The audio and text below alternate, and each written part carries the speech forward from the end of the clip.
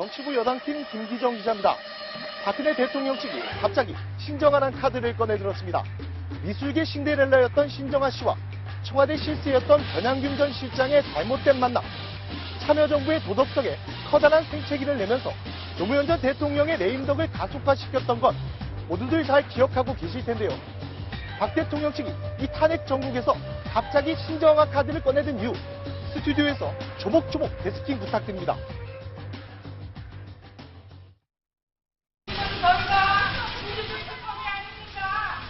원망하기보다는 어쨌든 제가 잘못한 부분이 더 많기 때문에 감수해야 될 몫이라고 생각하고요. 연수 기자, 최순실 씨 국정농단 사건에 갑자기 신정아 씨 이름이 등장했습니다. 신정아 씨 하면 한때 미술계의 신데렐라로 불렸던 사람인데 갑자기 그 사람 이름 왜 또 나온 겁니까? 네, 박근혜 대통령 대리인단이 헌재 탄핵심판 선고를 앞두고 변양균, 신정아 사건을 언급하는 의견서를 어제 헌재 제출했습니다. 변양균 씨요? 그분 하면 노무현 정권 때 청와대 정책실장 했던 사람 아닙니까? 네, 맞습니다. 아, 근데 그분 이름이 왜 또 나오죠? 네, 신정아 스캔들, 10년 전 정말 전국을 뒤흔들었었죠.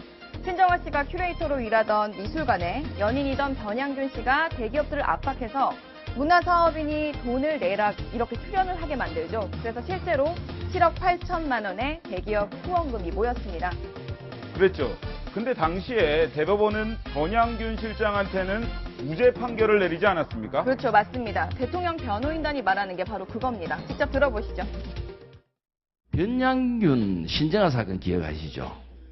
그 사건이 바로 이 사건과 굉장히 유사한 사건입니다. 제3자 뇌물공여죄 직권 남용에 의한 권리행사 방해죄로 기소를 했는데 무죄 판결이 났어요. 무죄 판결이. 아, 이제 알겠네. 박근혜 대통령 뇌물죄도 성립될 수 없다, 뭐 이런 거군요. 대통령과 연인 관계도 아닌 최순실 씨가 설령 재단을 설립해 이익을 봤다고 해도 대통령에게 뇌물죄를 적용하기는 어렵다. 뭐 이런 얘기겠네요. 그렇죠. 그대로 적용을 한 겁니다. 실제로 뇌물죄는 입증하기 어렵다는 게 법조인들의 평가긴 하더라고요. 예, 그런데 특검에서는 대통령 대리인단 주장 말도 안 되고 아주 사안이 완전히 다른 얘기라고 했잖아요. 네, 그래서 제가 국회 소추위원과도 통화를 직접 해봤는데요. 뭐 두 가지는 사안도 기본적으로 다르고 뇌물죄가 탄핵 근거의 본질이 아니라고 하더라고요. 직접 들어보시죠.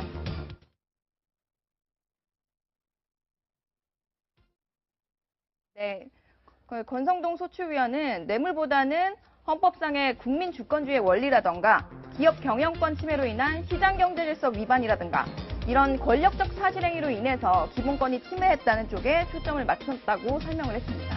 근데 이상한 게 있어요. 많고 많은 뇌물죄 사건 중에 왜 2007년 노무현 정부 말기에 있었던 신정아 변양균 스캔들을 왜 다시 꺼내들었는지 참 궁금하네요. 네, 이유 없는 행동이 있겠습니까? 다 정치적인 포석이 깔린 게 아니겠어요? 노무현 정권의 실세였던 변 전 실장 사례를 지금 꺼내든 이유. 박근혜 대통령도 뇌물죄에서 자유롭다는 걸 부각하려는 거겠죠? 하긴 변양균 전 실장 최근에 문재인 전 대표 자문그룹에 합류하기도 했는데 뭐 이런 것 때문인가 보네요. 그러고 보니까 10년의 격차는 있지만 대통령들의 초기 대응은 묘하게 닮은 점이 있는 것 같습니다. 그래서 요즘 뭐 깜도 안 되는 의혹이 많이 춤을 추고 있습니다. 부풀리고 과언은 부풀리고 뭐 그런 것이죠.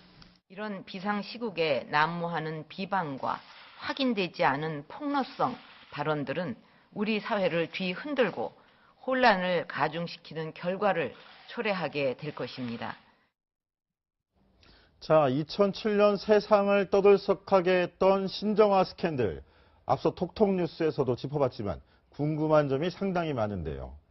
어제 대통령 측이 추가로 낸 의견서에 뜬금없이 신정아가 나온 건데 오늘 특검 발표 하루 전에 이걸 냈단 말이죠. 반전 카드가 될 거라고 생각을 한 건가요? 네, 대통령 대리인단과 통화를 해봤는데요. 지금 정장현 변호사, 대리인단에 있는 정장현 변호사가 작성을 했고 이제 대리인단 변호인들이 사인을 해서 서명을 해서 추가로 제출한 거라고 해요. 사실상 최후 변론이 끝난 다음에 낸 거잖아요. 그러니까 마지막까지 최선을 다해보자. 이제 미흡한 부분 조금이라도 더 해보자라는 취지에서 했다고 하는데요. 이제 신정아 사건이랑 비교를 하면서 이제 그대로 적용이 됩니다. 그냥 설명한 대로 보면 이제 변양균 씨가 신정아 씨에게 업무에는 도움을 줬지만 그 당시에 대법원이 이들을 별도의 가게, 그러니까 다른 지갑을 쓰는 거라고 설명하면 되겠죠. 그 다른 지갑을 쓰면서 생활했기 때문에 뇌물수수를 인정하지 않았다. 그리고 실제로 지금 기업들이 재단에 내놓은 돈은 그대로 있지 않느냐. 그런데 어떻게 대통령에게 뇌물죄가 성립되느냐. 이렇게 설명을 한 겁니다. 네, 이런 의혹도 있습니다. 신정아 스캔들 하면은 뇌물 관련 사건보다는 이제 불륜 뭐 이렇게 기억하는 국민들이 더 많을 텐데요. 이 대목에서 고영태와 최순실 사건을 엮어서 핵심을 흐리는 거 아니냐 이런 의구심도 듭니다. 최근 박 대통령 변호인단의 발언을 들어보면 약간 더 이해가 쉬울 텐데요. 한번 들어보시겠습니다. 대통령 대리인단이 파악한 이 사건의 발단은 대통령의 40년 직위로서 그 존재를 드러내지 않던 최서원이 고영태와 불륜에 빠지면서 시작되었습니다. 최서원과 대통령의 관계를 알게 된 일당들이 자신들의 이익을 추구하다가 실패하자 일부 언론과 정치권에 이 사건을 악의적으로 왜곡하여 제보함으로써 대통령이 추구했던 목표와 완전히 다른 사건으로 변질된 것입니다. 예, 지금 보면은 고영태와 최순실의 관계를 계속 불륜 관계다 이런 좀 주제에서 벗어난 얘기잖아요. 근데 이거를 계속 그쪽으로 모는 것도 결국은 신정아 스캔들하고 연관을 짓기 위해 했던 고리라고 생각할 수 있나요? 그렇죠. 아무래도 불륜과 그 경제 공동체 얘기를 했는데 불륜과 경제 공동체 이런 거를 살살 엮어서 뇌물죄는 무죄다. 경제 공동체가 아니었다. 이런 주장을 하고 있는 것으로 보입니다. 일반적으로 뇌물죄를 입증할 때는 크게 두 가지입니다. 객관적 자료, 즉 돈이 직접 오간 거에 대한 기록과 또 이 과정의 대가성이 어떻게 있었는지, 대가성이 어떻게 입증됐는지에 대한 진술과 결과가 나와야 되는데 이번 사건 같은 경우는 이 고영태 씨의 폭로로 시작이 됐기 때문에 고영태 씨의 증언이 이 객관적 자료를 뒷받침할 수 있는 중요한 진술입니다. 근데 이 진술 자체의 신빙성을 공격하려고 하는 게 바로 이 대통령단의 현재 전략이라고 할 수 있겠죠. 그런 면에서 고영태 씨의 폭로가 얼마만큼 악의적인가를 어필해야 하고 그 맥락에서 내연 관계였음을 강조하는 걸로 보입니다. 진술의 신빙성을 떨어뜨리기 위한 공략 방법이다라고 얘기하는데 신고문님 제가 이 사건을 보면서 이게 딱 10년 전 사건인데 이때도 노무현 정부 때 막바지 때 벌어졌던 스캔들 사건 아닙니까? 여담입니다만은 그 변양균 그분은 가정으로 돌아가서 지금 잘 살고 있습니다. 네, 잘 살고 있다고 얘기를 들었고요. 아까 그 고영태 씨에 대한 어떤 그 조사를 왜 소홀히 했느냐라는 부분은 제가 볼 때는 무시해도 되는 의견이다. 왜냐하면 고영태라는 사람이 자기의 개인의 이득을 위해서 폭로했는지 모르지만 그 폭로의 결과로서 대통령과 최순실의 관계가 그것이 국정농단에 해당된다면 그런 게 제 생각이고요. 그 다음에 그 신정아 씨하고 변양군 씨 이 문제는 어떻게 생각할지 모르지만 저는 변호인단이 좋은 걸 찾아냈다고 저는 봅니다. 왜냐하면 우리들 늘 그 미국의 어떤 법정 드라마 같은 거 보면 항상 그 몰리다가 밤을 새워가면서 샌드위치 먹어가면서 뭘 찾죠? 옛날 거를 판례를 찾다가 그걸 나와가지고 회심의 이격을 가해서 뒤집는 경우가 많은데 그렇게까지 되리라고 보지는 않지만 제가 볼 때는 변호인단으로서는 저런 내용을 가지고 주장을 할 수 있다고 저는 충분히 보고요. 닮아 있는 대목도 또 있으니까 그런 부분에 대해서는 저는 그 변호인단이 그런 거 하는 것까지 제가 볼 때는 어불성설이다 말도 안 되다라고 얘기하는 하고 싶지 않습니다. 예. 네, 고영태 문제까지 걸고 넘어가는 게 본질하고는 다른데도 불구하고 판례상으로 입증하기에는 적당한 사건을 찾아냈다. 그러니까 고영태 문제를 물고 늘어지는 건 전 잘못됐다고는 보는 거고 이 판례를 가지고서 뇌물수수 부분이 성립이 안 된다고 주장하는 것은 변호인단으로서는 할 수 있는 얘기다라는 얘기입니다. 심지어 이 대법원 판례 문장을 자세히 뜯어보면 이 사건과 아주 맥이 맞습니다. 제3자에게 공무원이 즉 변양균 당시 이제 청와대 수석이 직접 요구를 해도 막연하게 선처를 기대하며 뇌물을 줬다 하더라도 여기서 뇌물을 준 대상은 이제 신정아 씨가 되겠죠. 줬더라 하더라도 마찬가지로 무죄다라고 대법원이 판례 판결문에 명시를 해놨습니다. 요거를 똑같이 박 대통령에게 적용하면 박 대통령 측 입장에서도 기대를 할 만한 부분이 있는 거죠. 그런 면에서 대법원 판례가 갖는 상징성까지 감안을 했을 때 아까 말씀하셨던 것처럼 아주 좋은 어떤 방어 수단을 찾아냈다라고 저도 평가하고 있습니다. 고모님 근데요. 제가 궁금한 게 있는데 대통령과 청와대 정책실장 굉장히 높은 자리입니다. 하지만 대통령과 정책실장의 약간 이런 급이라고 해야 될까 권한 자체가 다른데 어떻게 법적으로 같은 레벨에서 볼 수 있을까요? 제가 볼 때는요, 그 부분이 바로 다툼의 여지가 있을 겁니다. 문제는 뭐냐면 변호인단 입장에서는 법인격으로서는 대통령이든 변양균이든 고위공직자로서 똑같다. 그래 액수가 엄청 차이가 나지 않습니까? 예를 들어 변양균 같은 7억 정도 되고 그 정도 레벨이기 때문에 7억인데 어쨌든 그럼에도 불구하고 무죄다. 대통령으로서 예를 들어서 좋은 일을 하려고 하다 보면 액수가 받는 게 한 300억 정도 받는 게 뭐가 문제나. 그러나 사익은 취하지 않았다. 이런 제가 볼 때는 액수나 레벨의 문제가 아니라 이거는 구조의 문제다. 구조. 예를 들어서 제3의 인물이라고 하는 부분이 있잖아요. 최순실과 신정아. 똑같이 변호인은 뭘 주장하느냐면 같은 지갑을 쓰지 않았다. 별도 계정이라는 걸 주장하는 겁니다. 그다음에 이쪽은 또 공무원인데 공무원이 선의를 가지고 선의예요. 이 신정아를 알기 때문에 변양군이가 공무원 신분인데도 불구하고 재단에 얘기해서 저쪽에 조금 좀 도와주실래요? 이 부분은 공무원으로서 할 수 있는 법 위반이 아니다. 알기 때문에 친하기 때문에 이런 주장이거든요. 그러니까 최순실을 잘 알고 있기 때문에 좀 뭐를 도와주려고 얘기했지만 자기 개인 사득을 취한 건 없다. 이런 구조의 문제를 얘기하는 것을 물론 저희는 그런 논리에 대해서 제가 100% 제가 볼 때는 뭐 동의한다 이런 건 아니고 다만 변호인들이 주장하는 부분은 그런 것이다. 이런 걸 설명할 필요가 있다. 묘하게 10년 만에 비슷한 사건이 벌어졌는데 닮아 있는 부분은 신정아 씨가 근무하던 미술재단에 돈을 넣어달라는 것하고 미르 K스포츠재단에 돈을 넣어달라는 것하고 이게 뇌물죄가 성립하느냐 안 하느냐의 문제인 거죠. 근데 신정아 사건은 대법원에서 무죄가 났는데 그런 부분에 대해서 지금 특검은 뇌물수수라는 법률 위반 혐의에 대해서 굉장히 매달렸고 아까 이현수 기자가 취재한 권성동 같은 분은 의원 같은 분 소추위원이죠. 그분은 그런 뇌물수수 부분이 아니라 오히려 헌법적 가치 이 부분에 좀 중점을 두고 있어서 그 부분도 제가 볼 땐 쟁점 중에 하나가 될 것으로 봅니다. 그러니까 예를 들어서 큰 법률 위반은 아시다시피 자유민주주의, 법치, 시장경제를 위반했다는 그런 부분이고 이쪽에 대통령이 국민의 신임을 배반했다는 부분을 따지면 그게 뇌물수수 부분이거든요. 그런데 뇌물수수 부분을 이 특검은 굉장히 따졌고 그 다음에 소추위원들은 그 위의 단계인 법률 위반 부분을 따진 거기 때문에 조금 그 소추위원과 특검의 어떤 그 칼날 이런 게 조금 더 다르지 않는가 그런 느낌이 좀 듭니다. 박 대통령 측에서 조금 더 희망을 가져볼 부분이 뭐냐면 변양균 사건에서 판결문을 제가 본 기억이 정확하다면 당시 그 돈을 준 기업들은 대가성이 있다라고 법정에서 진술을 했고 그런 의견을 제출을 했습니다. 즉 이게 변양균 당시 이제 청와대 수석에게 더 불리한 부분이 있었는데 지금은 현재 이재용 삼성전자 부회장 같은 경우는 대가성에 대해서 인정을 하지 않고 있는 상황이고 특검만이 대가성이 있었고 대가성을 오갈 구체적인 그 대화가 오갔다라고 얘기를 하고 있는 상황입니다. 즉 다툼의 여지가 더 많기 때문에 법정 공방을 더 챙겨보면서 향후 흐름을 지켜봐야 될 것 같습니다. 근데 지금 말씀대로 아까 최 기자도 말씀을 하셨고 권성동 소추위원도 말하는데 그 직위가 틀리고 사건 자체가 틀리다라고 얘기를 하고 있습니다. 그리고 또 특검의 이제 수사와 별개로 또 탄핵 심판의 헌재 판단은 또 다른 부분으로 이루어지는 건데요. 그러니까 지금 권성동 탄핵 소추위원이 말했던 얘기가 그런 맥락입니다.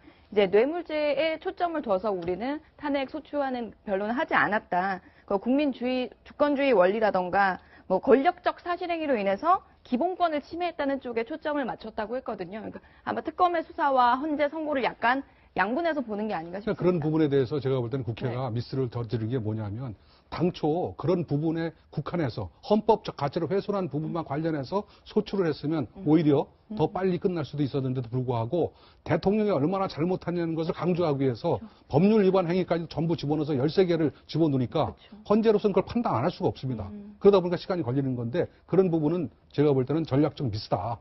나중에 무슨 소추 공소장을 변경한다는 얘기도 있었습니다만 그런 것 자체가 어떻게 보면 약세를 보이는 전략적 미스를 보이는 그런 측면에서 제가 볼 때는 초창기부터 헌법적 가치 위반 부분만 제가 볼 때는 냈어야 된다는 게 제 관전평입니다. 너무 범위를 넓혀놨다 이 말씀이시죠. 그러니까 잘못했다는 걸 강조를 하려고 했는데 결과적으로는 헌재한테 너무 많은 짐을 지음으로써 제가 볼 때는 실제로 뭘 잘못됐는지를 부각시키는 데 실패했다. 이렇게 보는 게 맞습니다. 근데 저는 재미있는 포인트가 이게 10년 만에 벌어진 사건이라고 했는데 노무현 전 대통령, 노무현 정부 때 벌어진 일과 박근혜 정부 때 벌어진 일. 그 노무현 전 대통령 같은 경우에도 탄핵 심판까지 갔었고, 박 대통령도 마찬가지고 그렇고요. 이 사건이 대비되는 게 또 있는 게 뭐냐면, 변양균 전 정책실장 말씀하셨지만, 변양균 전 정책실장이 최근에 다시 정치권의 모습을 드러낸 적이 있었습니다.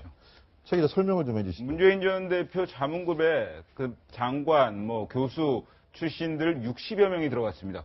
굉장히 메모드급 캠프를 꾸린다고 얼마 전에 어제죠. 안희정 지사가 개파를 지금 분열시키고 있다. 이렇게 비판도 했는데 진짜 그 메모드급 규모입니다. 그런데 거기에 또 변양균 전 실장이 들어갔다는 거죠. 그러면 박근혜 대통령 측에서는 그렇게 죄 있고 물론 대법원에서 무죄 판결을 받았다고 해도 그렇게 스캔들에 얽힌 사람을 너희 대선 캠프에서 받아들여 자문그룹이라도 받아들여 이런 그런 생각이 있는 겁니다. 그렇기 때문에 어떻게든 지금 1, 2위가 지금 전부 아니죠.